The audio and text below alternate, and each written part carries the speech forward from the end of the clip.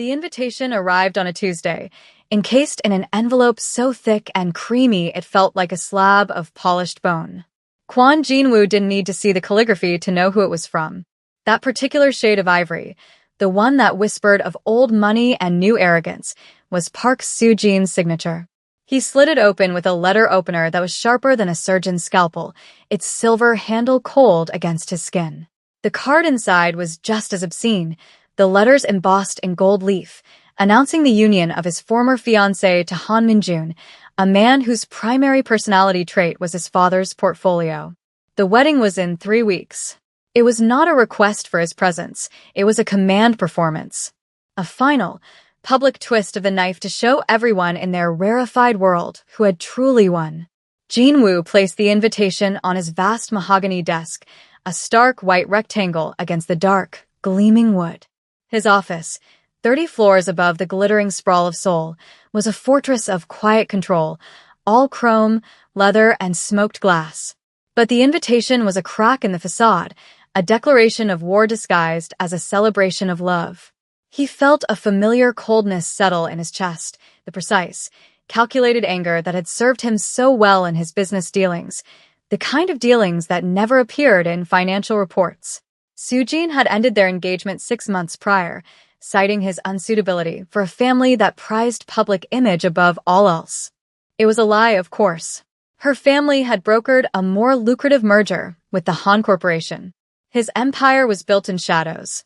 Theirs was built on branding. It was an alliance, not a romance, but the humiliation was the point. They expected him to decline, or worse, to attend alone, a solitary ghost at their feast of victory. They wanted him to look defeated. A ghost. He leaned back in his leather chair, the skyline a panorama of indifferent lights. No, he would not be a ghost. He would be a spectacle. He wouldn't bring a date from a circle. That would be too predictable, a transparent attempt to match her move. He needed something else. A disruption. A force of nature that this sterile, inbred world was utterly unprepared for. He needed a wild card, someone who could walk into that ballroom of vipers and not just survive, but rewrite the entire game. The idea was reckless, a strategic gamble fueled by pure, unadulterated pride. He needed to find a woman who was everything they were not, authentic, fearless, and utterly unimpressed by their gilded cage. He wanted to see the polite, frozen smiles on their faces crack. He wanted to watch Soo-jin's perfect composure shatter into a million tiny pieces. He didn't just want to attend her wedding, he wanted to become the main event. He found her in a place he rarely frequented, a restaurant named Veritas where the wine list was thicker than most novels and the air hummed with the low murmur of discreet power. He was there for a meeting, a necessary evil involving a politician with an expensive appetite. But his attention was snagged by the sommelier. Her name tag, read Imani. She moved between tables with a liquid grace, her posture elegant, her focus absolute. She was a vision of poised professionalism, a stark contrast to the performative servility of the rest of the staff. Then came the incident. A portly man in a suit that was trying too hard waved her over with an imperious flick of his wrist. "This wine," he declared, his voice loud enough to curdle the sauce on a neighboring plate, "is corked." Imani picked up the bottle, examining the label with a calm that bordered on serene. She poured a small amount into a clean glass, swirled it, and inhaled its bouquet. "The 2012 Chateau Margaux," she said, her voice clear and low, cutting through the man's bluster. "An excellent choice. However, this bottle is not corked. It's simply breathing. Perhaps you're unaccustomed to the earthier notes of an aged Bordeaux." The man's face reddened. "Are you calling me ignorant?" he sneered, a hint of something ugly in his tone. "A girl like you telling me about wine?" Jinwoo watched, intrigued. This was the moment of truth.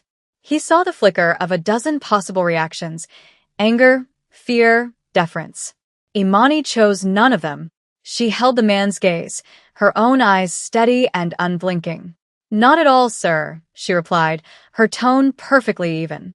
"I'm simply suggesting that, much like people, a fine wine doesn't always reveal its best qualities to those who are impatient." She gave him a smile that was polite, professional, and drew blood. The man, utterly disarmed and publicly neutered, could only stammer before falling silent. The politician at Jin Woo's table chuckled nervously.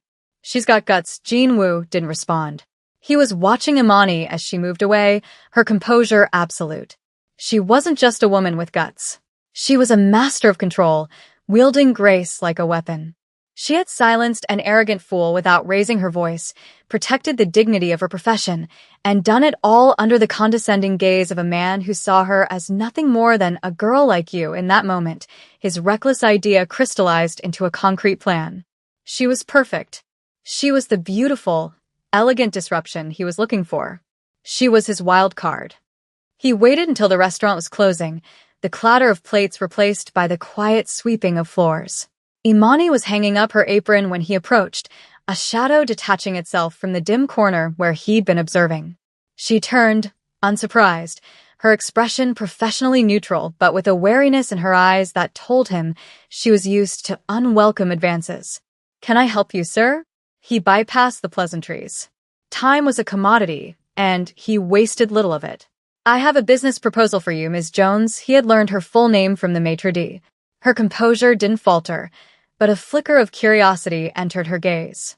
"My business is wine, mine is optics," he countered smoothly. "I require a partner for a high-profile social event. The role requires intelligence, poise, and the ability to command a room without speaking a word. I saw you do it tonight. I'm willing to pay handsomely for your time." Imani crossed her arms, a small, wry smile touching her lips. "Let me see if I understand. You saw me handle a drunk customer, and you thought I should rent her?" "Sir, with all due respect, I'm not for hire." Her refusal was exactly what he expected, and precisely why she was the right choice. A woman who could be bought easily wasn't worth the investment.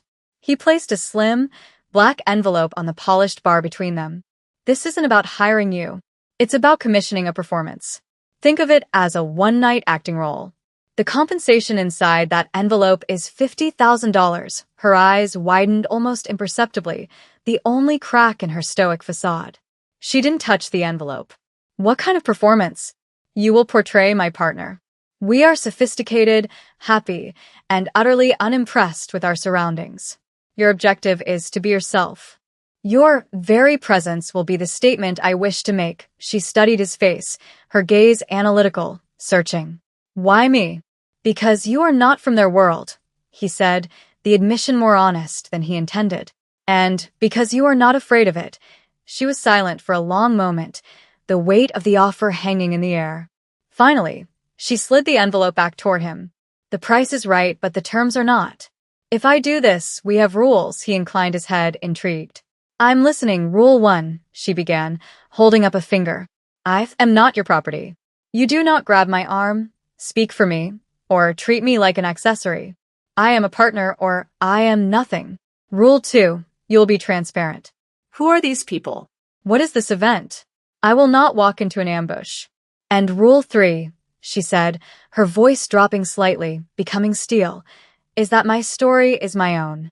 I will not pretend to be some heiress you dug up. We create a plausible narrative, and we stick to it. If you want a silent doll, Mr. Kwan, there are stores for that. If you want a partner, you'll agree to my terms." Jin Woo felt a slow smile spread across his face.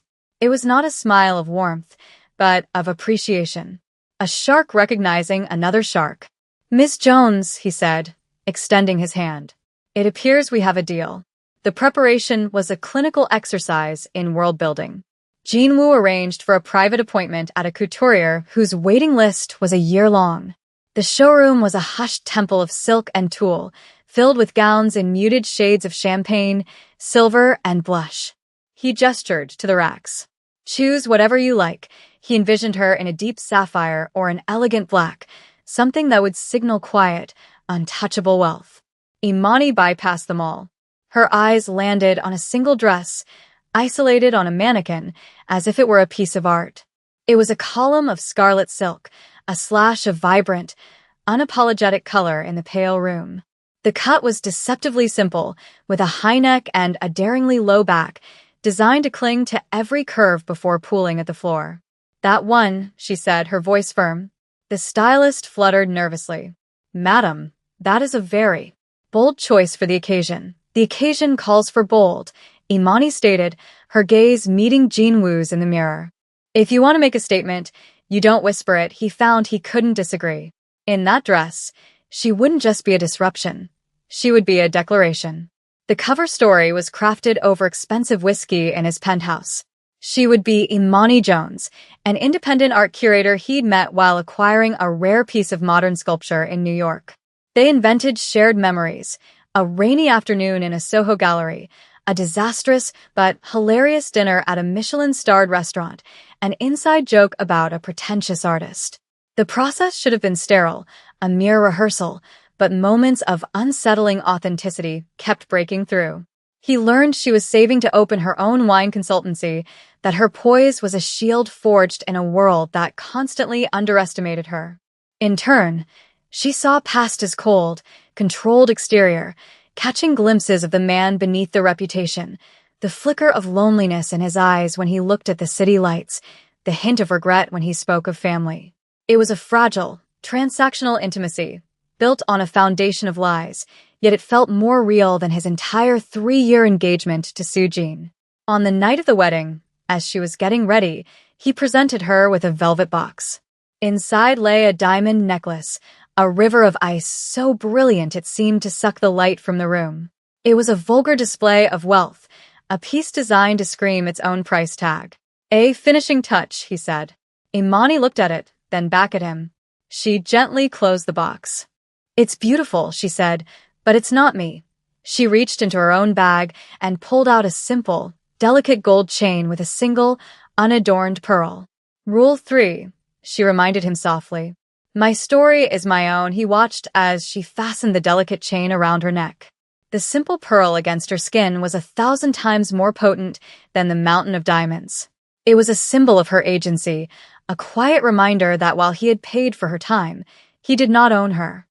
The Shilla Hotel was an obscene monument to wealth, its grand ballroom dripping with crystal chandeliers and drowning in a sea of white roses. The air was thick with the scent of money and expensive perfume. When Jinwoo's black sedan pulled up to the entrance, a hush fell over the reporters held back by velvet ropes. They knew the car. They knew the man. But they did not know the woman who emerged from it. Imani stepped out, and the night air seemed to crackle. The scarlet silk of her dress was a living flame against the cool marble and dark suits. Every camera flash seemed to find her, glinting off the simple pearl at her throat. Jinwoo offered his arm, and when her hand rested on his forearm, he felt a jolt, a current of energy that was both grounding and electrifying. They paused at the top of the grand staircase. The ballroom doors were open, revealing the glittering assembly within. Every head was turned toward them. A wave of silence rolled through the room, so profound it was like a physical force, sucking the air out.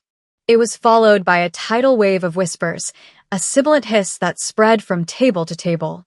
Jinwoo looked down at the sea of faces, the pale, startled faces of the women in their muted pastels, the hard, calculating eyes of the men in their identical tuxedos. They looked like a colony of disturbed penguins, their orderly world thrown into chaos by the arrival of a vibrant, tropical bird. He had wanted a spectacle, and Imani was delivering a masterpiece. She moved with the unhurried, regal grace of a queen, her chin held high, her gaze sweeping over the crowd with an air of faint, detached amusement. She was not intimidated. She was not even impressed. She looked, he thought, as if she were visiting a slightly provincial museum. For the first time that night, Jinwoo felt a genuine, unforced smile touch his lips. It wasn't the cold smirk of victory he had anticipated. It was something else, something warmer and far more dangerous. It was pride. He was no longer just the jilted ex-fiancé making a point. He was the man on the arm of this extraordinary woman, and in that moment, he felt like the most powerful man in the room. And then the doors opened, and they began their descent. The whispers followed them like a trail of smoke as they were led to their table, a conspicuously well-placed spot with a clear view of the head table. The gossip was a palpable entity in the room, a chorus of speculation. Who is she? An American by the looks of it. He certainly didn't waste any time. The words were meant to be discreet, but they were as sharp and pointed as glass shards. Their first test came in the form of Mr. and Mrs. Choi, an elderly couple whose family had been business rivals of Jinwoo's for generations, but public allies of Sujin's. Mrs. Choi descended upon them, her smile as bright and brittle as spun sugar. Jinwoo, how wonderful to see you, she cooed, her eyes dissecting Imani from head to toe. And you've brought a friend. We haven't been introduced, Mrs. Choi, Jinwoo said, his voice a low, pleasant rumble. This is Imani Jones. We met in New York, an art curator.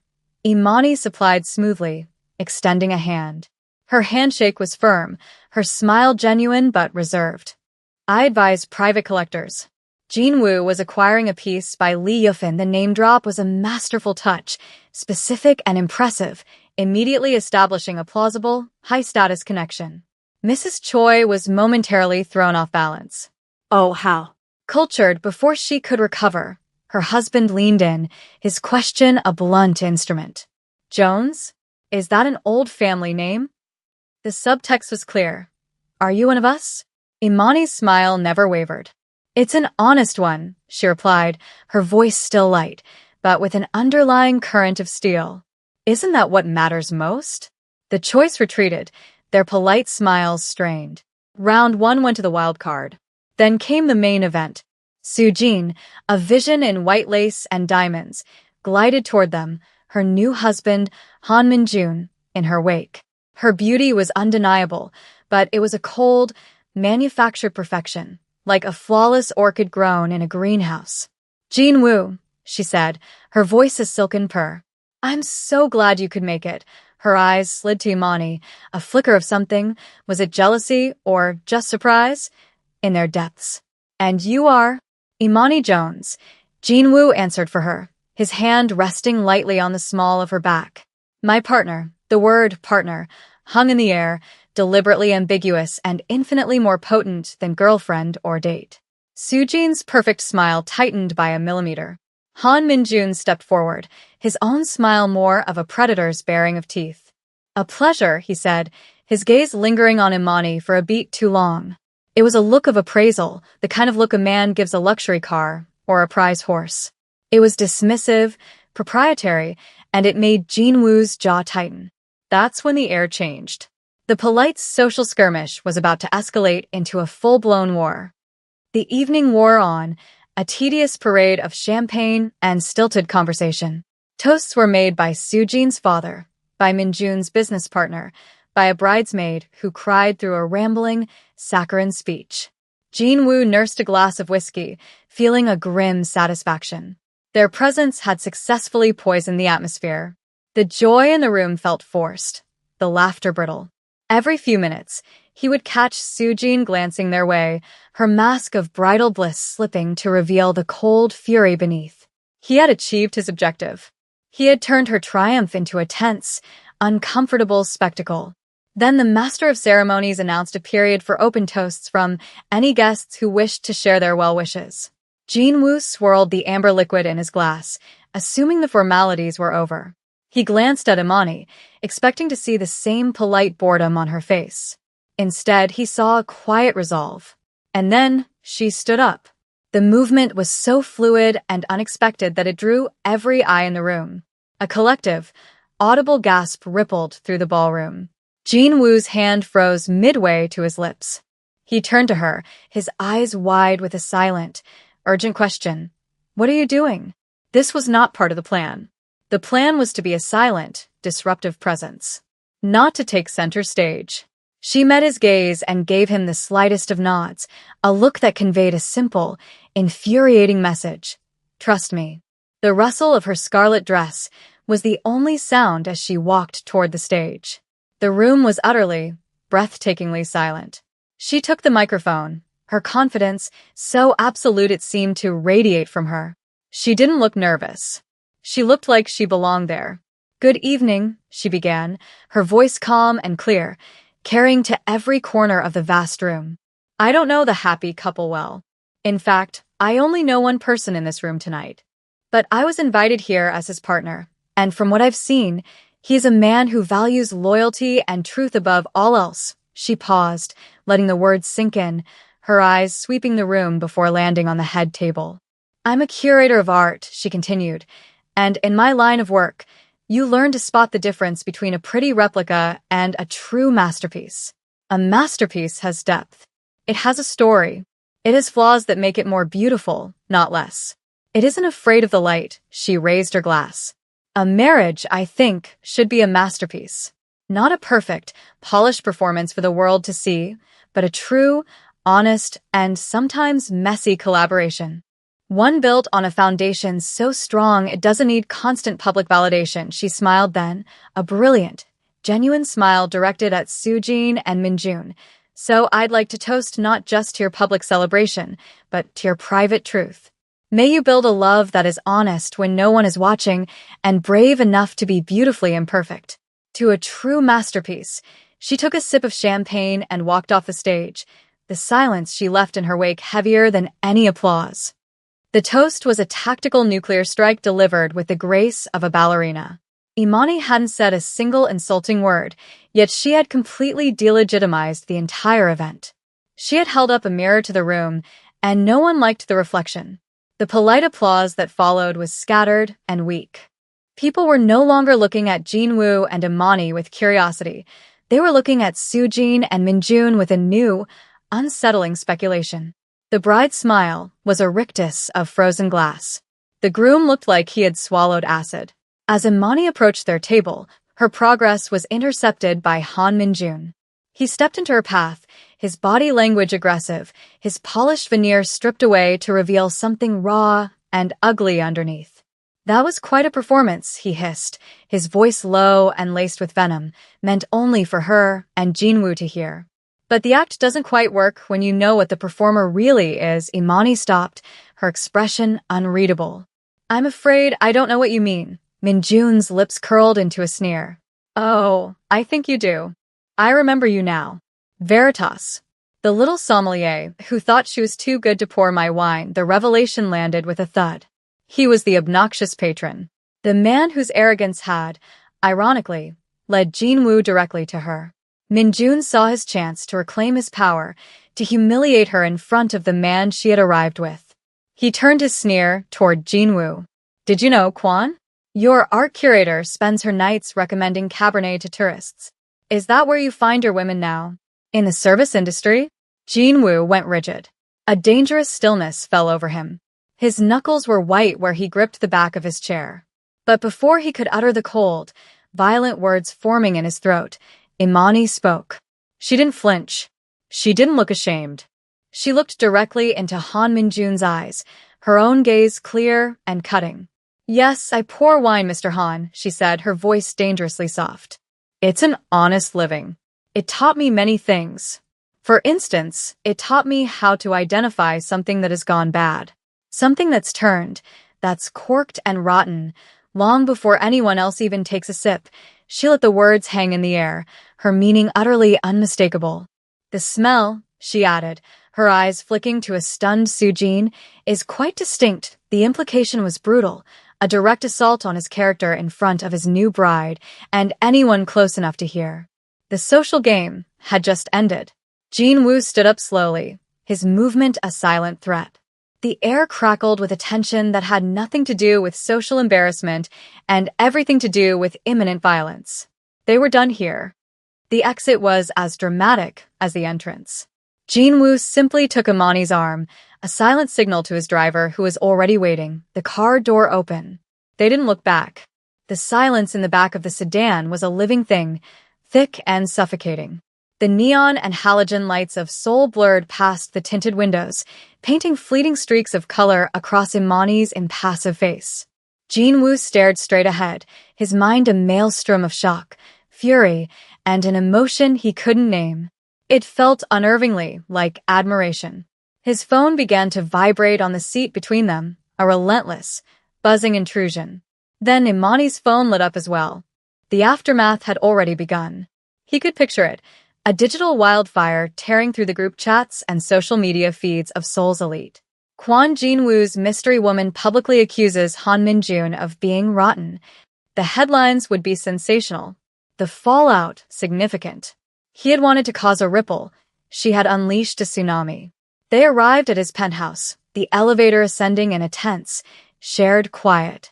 The doors opened onto a vast living space, a wall of glass revealing the city glittering like a carpet of shattered diamonds below. The view was meant to inspire a feeling of power, of dominion. Tonight, it just felt empty. Imani walked to the window, her red dress a slash of defiance against the cool, minimalist decor. Jinwoo broke the silence, his voice rougher than he intended.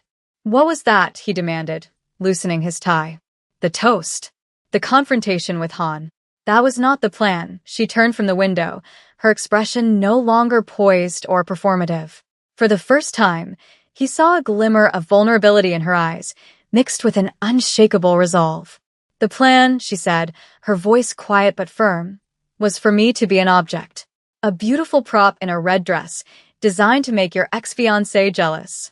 That was the job I agreed to." She took a step closer. "But that man, Han Min-jun, he looks at people like they're things to be used and discarded. He did it to me at the restaurant, and he did it again tonight. He looks at the world the same way you were looking at me when you made your offer." The accusation landed squarely in his chest, a direct hit. "I am not a thing, Jinwoo," she said, her voice soft but unbreakable. "I'm not a weapon for you to aim at your enemies. My dignity isn't for sale." He had no defense because she was right. He had seen her strength, her fire, and his first instinct had been to modify it, to use it for his own petty, prideful war. He had been so focused on the game that he had failed to see the person standing in front of him. A profound, unfamiliar shame washed over him, extinguishing the last embers of his anger. He had brought a queen to a game of pawns and had been surprised when she refused to play by his rules. The tension in the room had shifted from anger to something quieter, more fragile. The spectacle was over, and all that remained were two people in a silent room high above the city, the truth hanging between them. Jinwoo walked over to a marble-topped console table where he had left the black envelope from their first meeting. He picked it up and held it out to her. "This was for the performance," he said, his voice low and devoid of its usual hard edge. "You more than earned it." Imani looked at the envelope, then at his face. She took it from his hand, her fingers brushing his. He had expected her to leave then, the transaction complete. But she didn't move. He felt a desperate, unfamiliar need to keep her there, to undo the clinical nature of their arrangement. Acting on an impulse he didn't fully understand, he retrieved a single, blank keycard from a drawer. He slid it onto the console table. "The deal is over," he said, meeting her gaze. "The performance is finished. What I'm asking for now isn't for sale." He took a breath. "I want to have dinner with Imani Jones. The woman who pours wine and quotes art and can silence a ballroom with nothing but the truth. No cover story. No rules about who can speak. Just dinner. Your choice of restaurant. Your terms." It was a new offer, stripped of all pretense. It was a surrender. She looked from the envelope of cash in her hand to the key card on the table. It was a clear choice, the payment for a job well done or the key to something unknown. For a long, heart-stopping moment, he thought she would choose the money. She deserved it. It was what they had agreed upon. She clutched the envelope, and his stomach tightened. Then, with a slow, deliberate movement, she placed the envelope back on the table, leaving the $50,000 untouched. She picked up the keycard. She walked to the door of the penthouse, her red dress trailing behind her like the closing of a curtain. With her hand on the handle, she paused but didn't look back. "I'll text you the address," she said, her voice carrying across the silent room. "And for the record, I prefer Italian." The door clicked shut behind her, leaving Jinwoo alone in the vast, echoing space. The war he had wanted to win was over, and he had lost in the most spectacular way possible. And as he stood there, the keycard to an unknown future on his table, he realized it was the most profound victory of his life. Outside, the city's gossip machine was churning, building a narrative of scandal and revenge. They didn't know that the real story had already moved on, and it was just beginning.